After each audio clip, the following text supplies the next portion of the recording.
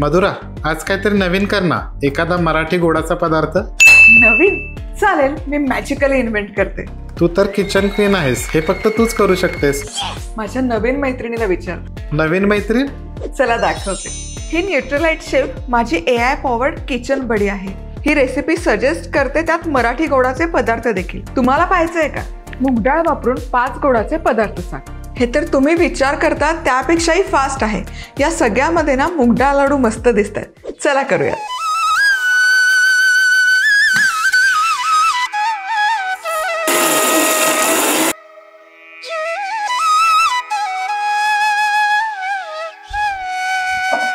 ओ, साखर तर संपली, पण मला रिफाइंड शुगर नाही वापरायची. चला न्यूट्रलाइट शेफला विचारूयात काही अल्टरनेटिव्ह आहे का.